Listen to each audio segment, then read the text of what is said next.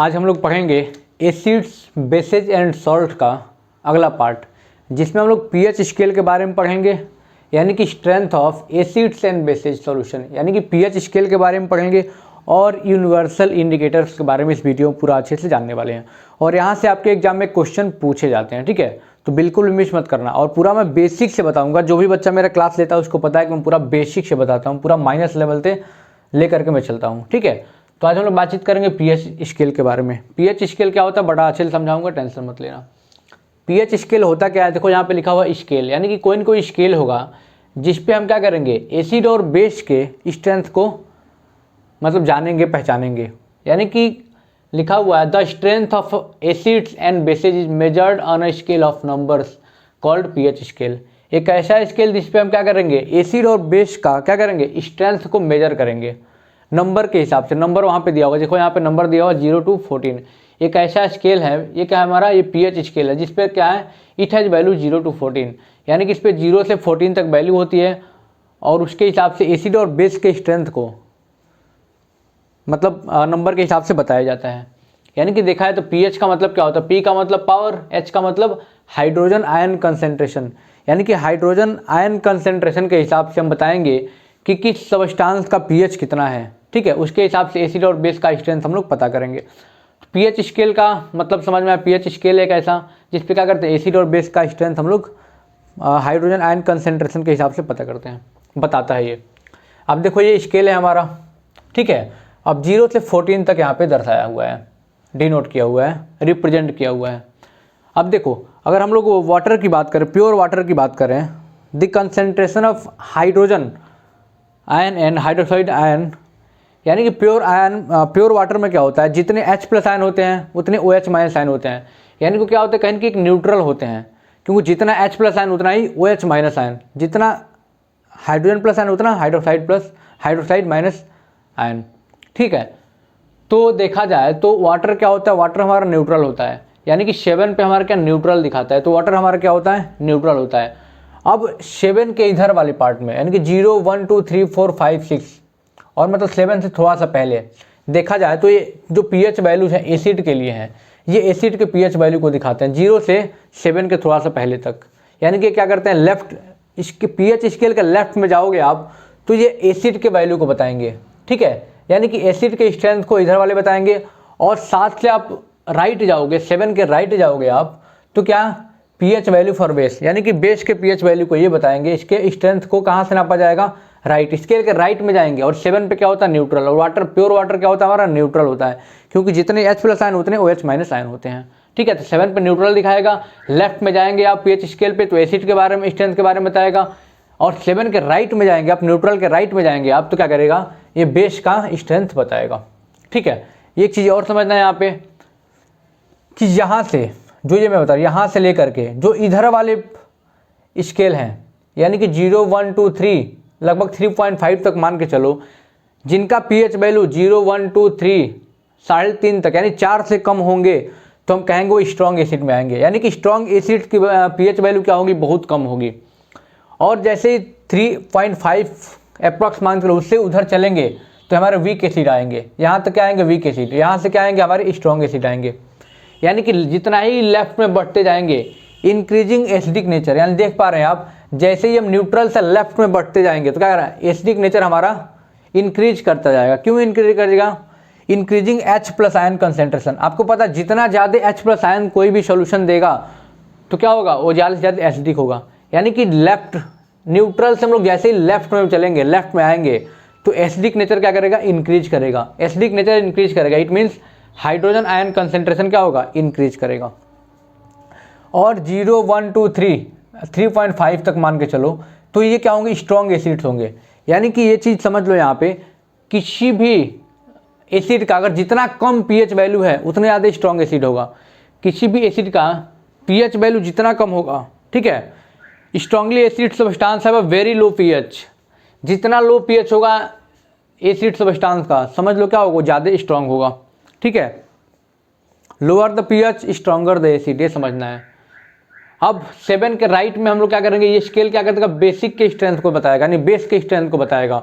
अब देखो यहाँ पे उल्टा है नहीं, यहाँ पे क्या है, जैसे हम राइट में बढ़ते जाएंगे तो बेस की प्रॉपर्टी बढ़ती जाएगी, बेस की प्रॉपर्टी बढ़ती जाएगी। यानी देखा जाए तो 7 के और 10.5 यानी ये वाले जो पार्ट होंगे यहाँ से यहाँ तक, ये क्या करेंगे, ये वीक एसिड को, वीक बेस को शो करेंगे। और जैसे ही हम बढ़ते जाएंगे यानी कि जितना ज़्यादा पीएच वैल्यू होगा उतना ज़्यादा स्ट्रॉन्ग बेस होगा। यानी कि 11, 12, 13, 14 का क्या होगा, बेसिक नेचर बहुत ज़्यादा होगा, यानी कि स्ट्रॉन्ग बेस होंगे रेदर देन 8, 9, 10 पीएच वाले से। आ रहा है समझ में? यानी कि इंक्रीजिंग बेसिक नेचर, यानी कि जैसे इधर से राइट भागेंगे हम, इधर जाएंगे तो क्या होगा, बेसिक नेचर इंक्रीज करेगा। क्यों इंक्रीज करेगा? Due to increasing OH minus concentration. आ रहा है समझ में? ये यहाँ पे कोई किसी को दिक्कत तो नहीं आ रही है? चलो अब हम लोग बातचीत करेंगे। हाँ ये तो आप मैंने बता दिया, वीक बेस और स्ट्रॉन्ग बेस, यानी कि जितना बढ़ोगे उधर स्ट्रॉन्ग बेस में आएगा। यानी कि the higher the pH the stronger the base. यानी कि बेस अगर पीएच ज़्यादा है, एक चीज़ यहाँ समझना, अगर पीएच बहुत ज़्यादा, इधर मैं 7 के राइट वाले की बात कर रहा हूँ, अगर जितना ही पीएच ज़्यादा होगा उतना ही बेस स्ट्रॉन्ग होगा, उतना ही स्ट्रॉन्ग बेस होगा। लेकिन एसिड में क्या होगा, जितना ही कम एसिड होगा, जितना ही कम पीएच वैल्यू होगा उतना ही स्ट्रॉन्ग एसिड होगा। यहाँ तक तो किसी कोई दिक्कत नहीं, सारा खेल समझ में आ गया पीएच स्केल का। ठीक है, अब आपके एग्जाम में डायरेक्टली क्वेश्चन पूछा जाता है। ठीक है, अच्छा बताओ कंसनट्रेटेड HCl का पीएच कितना होता है?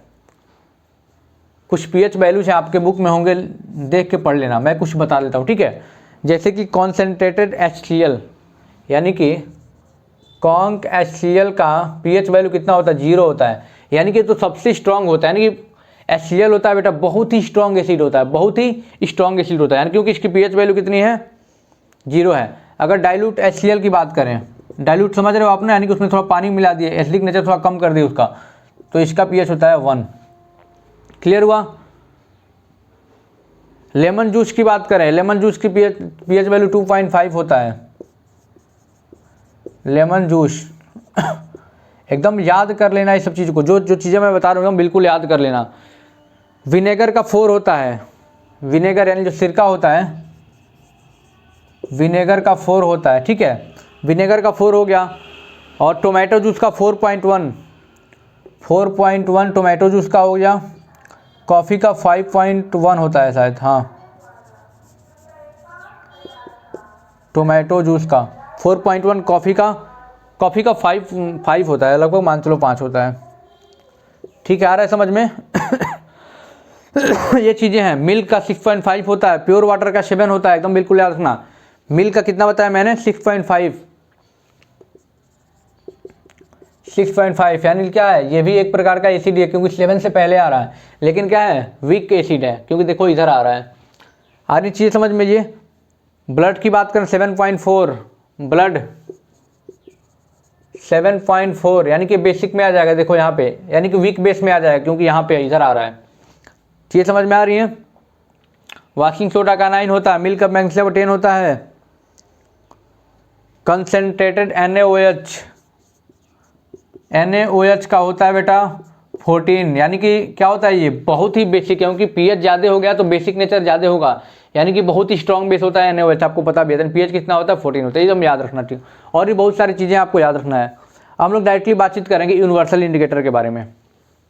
बहुत सारे इंडिकेटर हम लोगों ने पढ़ा था, नेचुरल इंडिकेटर में पढ़ा था हमने, लिटमस के बारे में, टर्मरिक के बारे में। ठीक है, और सिंथेटिक में पढ़ा था हमने मेथिल ऑरेंज फिनोप्थलीन के बारे में, और ऑल्फैक्ट्री मैंने पढ़ा था, बताया था आपको वनीला एसेंस के बारे में और क्लोव ऑयल के बारे में। अब थोड़ा हम लोग जान लेते हैं यूनिवर्सल इंडिकेटर क्या होता है, क्योंकि आपके एग्जाम में पूछे जाते हैं।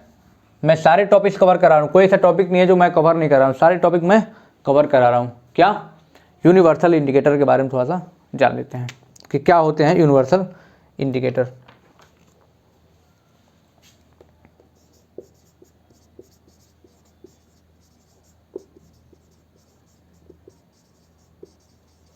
जो भी पिछले लेक्चर में हम लोग इंडिकेटर के बारे में पढ़े थे, वो सिर्फ केवल इंडिकेट कर पा रहे थे कि ये एसिड है तो ये बेस है, केवल ये एसिड है तो ये बेस है।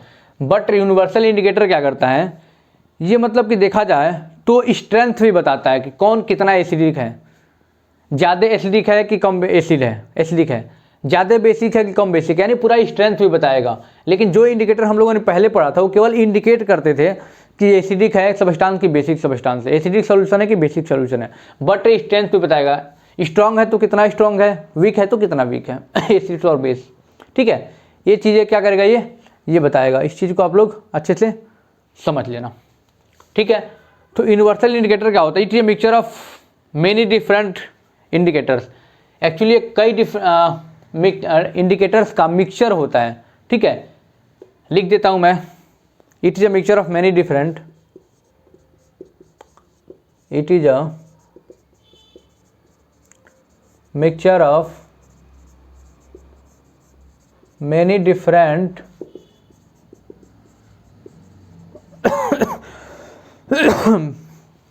which shows different colors, which shows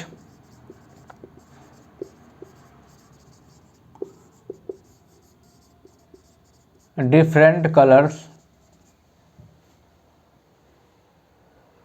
which shows different colors at different pH values,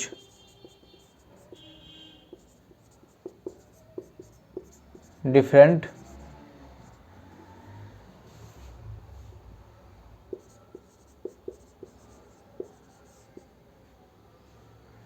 of entire pH scale। यानी कि यूनिवर्सल इंडिकेटर क्या होता है बेटा? एक कई इंडिकेटर्स का मिक्सचर होता है जो क्या करता है, डिफरेंट कलर शो करता है पीएच स्केल पे। ठीक है, यानी कि जब हमने पीएच स्केल बनाया था 0 1 2 3 4 5 6 7 8 9 10 11 12 14 13 14, अबे क्या करेगा, ये डिफरेंट कलर शो करेगा। मान लो किसी भी सबस्टांस का पीएच वैल्यू 1 है तो कुछ और कलर शो कर देगा, कोई और कलर शो कर देगा। पीएच वैल्यू 2 है तो कुछ और कलर शो करेगा। यानी कि क्या करेगा ये, जैसे मैंने पीएच स्केल बताया आपको कि ये बताएगा कौन सा एसिडिक है, कौन सा बेसिक है, कितना स्ट्रॉन्ग है, कितना वीक है, उसी प्रकार से क्या करेगा, कलर शो करके बताएगा। क्या करेगा, कलर शो करके बताएगा कि कौन कितना एसिडिक है। अच्छा मान लो बहुत ज़्यादा, जैसे पीएच वैल्यू 1 है, किसी भी सबस्टांस का पीएच वैल्यू 1 है तो कहें कि किस में आएगा, स्ट्रॉन्ग एसिड में आएगा, तो ये कलर यहाँ पे शो करेगा। अब 1 पीएच वैल्यू है किसी भी सबस्टांस का, कलर डार्क रेड शो करेगा। तो क्या करेगा, डार्क रेड शो करेगा। अगर 2 है, अगर पीएच वैल्यू 2 है किसी भी सबस्टांस का, ठीक है, तो रेड शो करेगा, रेड।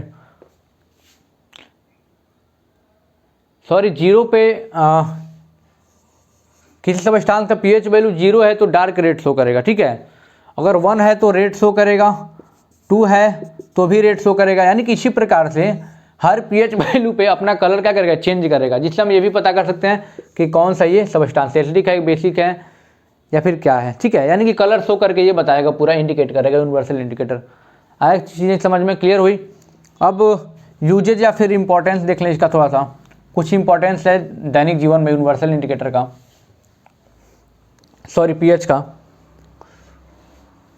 यानी कि यूजेज या importance of pH in everyday life. PH का क्या इंपॉर्टेंस है इसको हम लोग देख लेते हैं। हमारे दैनिक जीवन में पीएच के क्या यूज है उसको हम लोग जान लेते हैं। चलो सबसे पहले देखा जाए तो our body works between pH, our body works between pH. हमारे बॉडी का पीएच पता है 7 से 7.8 तक होना चाहिए।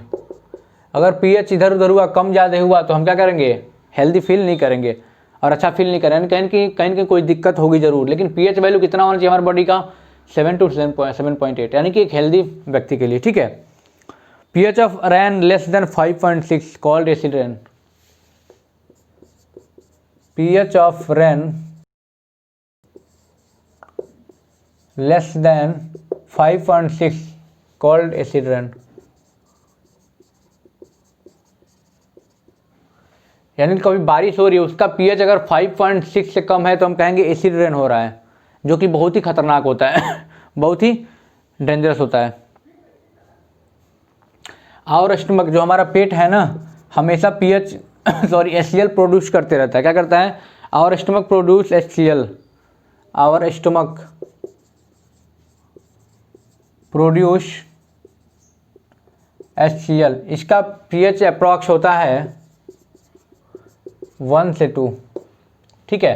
यानी हमारा पेट क्या करता है, स्टमक क्या करता है, HCl प्रोड्यूस करता है, ठीक है। इसका pH लगभग ये क्या 1 से 2 के बीच में होता है, ठीक है। ये चीज़ आपको समझना है।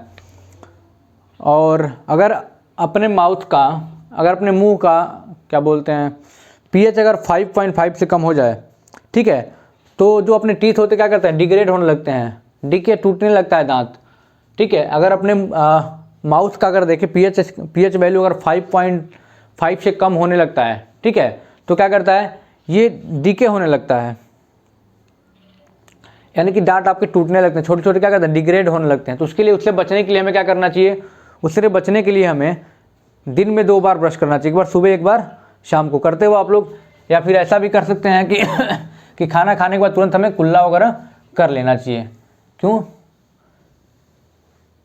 जिससे pH हमारा मेंटेन रहे। क्लियर हुआ? प्लांट्स नीड,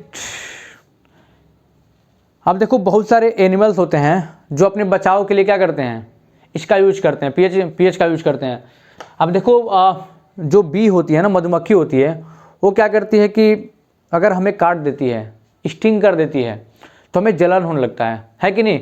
तो कहीं कि वो कैसा एसिड इंजेक्ट कर देती है, क्या करती है, एक एसिड इंजेक्ट कर देती है, ठीक है, जिससे हमें पेन होने लगता है। तो उस पर हम क्या करते हैं, अब देखो जो मधुमक्खियाँ होती है, मैंने बताया आपको कि वो अपने बचाव के लिए क्या करती हैं वो एसिड इंजेक्ट करती हैं। एक्चुअली उनमें प्रॉपर्टी होता है, ठीक है। तो एक प्रकार का एसिड क्या करते हैं, हमारे किसी बॉडी पार्ट में इंजेक्ट कर देती है अपने बचने के लिए। तो क्या होता है, बहुत ज़्यादा दर्द होता है, पेन होता है, ठीक है।